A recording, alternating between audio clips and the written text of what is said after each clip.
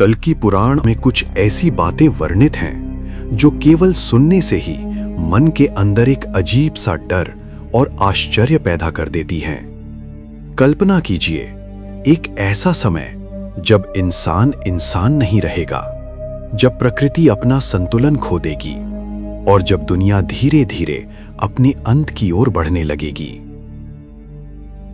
ये कोई कहानी नहीं है, ना ही किसी की बनाई हुई कल्पना। ये वो बातें हैं जो प्राचीन ग्रंथों में पहले से लिखी जा चुकी हैं और आज हम उन्हीं संकेतों को समझने की कोशिश करेंगे। लेकिन उससे पहले जरूरी है समझना ये समय चक्र कैसे काम करता है। हिंदू शास्त्रों के अनुसार समय 4 युगों में चलता है: सतयुग, त्रेता युग, द्वापर युग और अंत में कलयुग।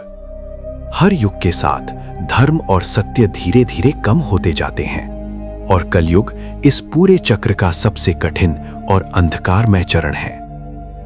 ग्रंथों के अनुसार कलयुग की कुल अवधि लगभग 4,32,000 वर्ष बताई गई है, जिसमें से लगभग 5,000 वर्ष बीत चुके हैं और जो बाकी है वो आने वाला समय और भी ज्यादा चुनौतीपूर्ण माना गया है। महाभारत के बाद जब धर्मराज युधिष्ठिर ने हस्तिनापुर का सिंहासन संभाला, उनके मन में एक सवाल बार बार उठने लगा: आने वाले समय में मानव जीवन कैसा होगा? उन्होंने अपने भाइयों को बुलाया। अर्जुन ने पूछा, भैया क्या कोई खतरा है?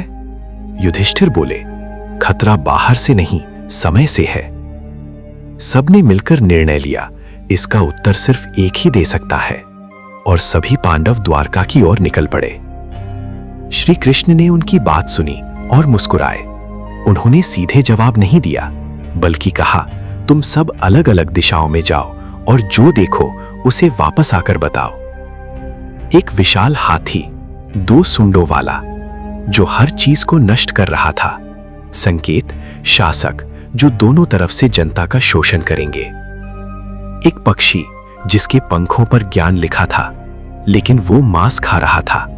संकेत, ज्ञान होगा लेकिन आचरण गिर चुका होगा। एक गाय अपनी ही बछड़े को इतना चाट रही थी कि वो घायल हो गई। संकेत, अत्यधिक मोह भी विनाश का कारण बनेगा। 7 कुएं 6 भरे हुए, लेकिन बीच वाला पूरी तरह सूखा।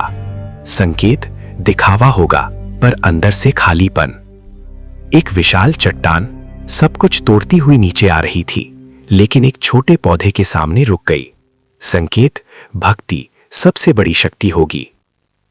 इसके बाद गरुड़ जी ने भगवान विष्णु से प्रश्न किया, कलयुग का अंत कैसा होगा? और जो उत्तर मिला वो बेहद भयावह था। मानव जीवन छोटा होगा, लोग जल्दी बूढ़े होंगे, शरीर कमजोर, मन अशांत, रिश्तों का पतन, विश्वास खत्म, स्वार्थ हावी, इंसान इंसान से ही दूर हो जाएगा।